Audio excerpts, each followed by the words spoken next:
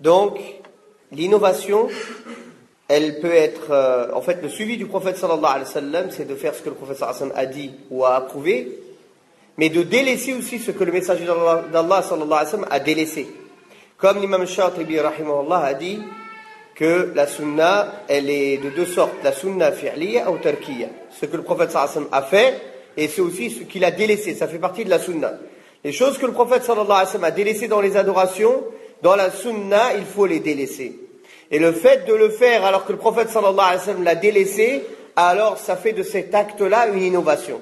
Comme on a donné l'exemple tout à l'heure, le fait de faire 4 rak'at au lieu de 3. Il a rajouté quelque chose que le prophète sallallahu alayhi wa sallam a délaissé. Ou bien, le messager d'Allah sallallahu alayhi wa sallam pour la prière de l'Eid, la prière de la fête. Il n'a jamais fait et ordonné de faire l'appel à la prière, l'adhan, pour la prière de l'Eid. Pourtant, la prière de l'Eid a été légiférée et rendue obligatoire la deuxième année de l'Hégire, c'est-à-dire pendant 8 ans, le messager d'Allah sallallahu alayhi wa sallam a fait les prières de l'Eid. Jamais un adhan, l'appel à la prière a été fait pour la prière de l'Eid. Donc la personne qui vient, qui dit « Ah, mais c'est pas grave, je peux le faire, car le messager d'Allah sallallahu alayhi wa sallam ne nous a pas interdit de le faire. Puisqu'il n'y a pas d'interdiction, on peut le faire. » Non. Dans les adorations, tout ce que le messager d'Allah sallallahu alayhi wa sallam a délaissé, tu es obligé aussi de le délaisser. Et tu ne peux pas faire quelque chose sans l'ordre du messager d'Allah sallallahu alayhi wa sallam. En ce qui concerne certains qui enterrent les morts, quand ils enterrent les morts, avant de jeter la terre sur lui, certains entrent dans la tombe, vont le voir et lui répètent la shahada, lui répètent que tu vas répondre aux anges qui viennent, telle ou telle chose. Ça aussi c'est une bid'a. Combien de compagnons du prophète sallallahu alayhi wa sallam ont été enterrés devant ses yeux? Combien il a vu en enterrer? Personne parmi les compagnons, ni lui-même n'a fait cela. Si c'était un bien, pourquoi ils ne l'ont pas fait?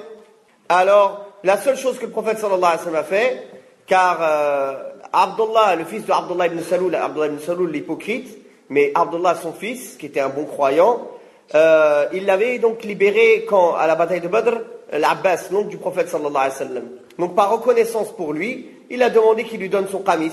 Le prophète sallallahu alayhi wa sallam a descendu juste le qamis, il l'a mis dans la tombe. Mais il n'a pas été lui répéter des paroles, ni quoi que ce soit. Car bien sûr, les hypocrites, dans les règles de ce bas monde, on agit avec eux comme un musulman. Dans les règles de l'au-delà, c'est des mécréants auprès d'Allah. De même, le fait de faire un repas pour le mort quand il y a l'enterrement, ou bien tous les 40 jours, tout ça, ce sont des innovations que le prophète sallallahu alayhi wa sallam ni les compagnons n'ont jamais fait. Et on ne dit pas, oui, mais puisqu'ils l'ont pas interdit, on le fait. Non, puisqu'ils l'ont pas fait, on ne le fait pas, tout simplement. Si on laissait cette porte ouverte, alors tous les jours, chaque personne qui trouve une chose bien à faire, il va rajouter des dizaines et des dizaines d'innovations dans la religion, et au bout d'un moment, il ne restera plus la religion de l'islam, mais une autre religion qui n'est plus le vrai visage de l'islam. Comme par exemple aussi louer des gens pour lire le Coran. Cette personne, elle est morte maintenant, on ne peut plus faire d'action pour elle. Les seules choses qu'on peut faire, c'est invoquer Allah pour elle, ou certaines choses, certains actes sur lesquels il y a des preuves. Mais lire le Coran pour elle, ou bien faire la prière pour elle, ça y est, ce n'est plus utile, et c'est une innovation en islam, comme tous les textes sont venus prouver cela.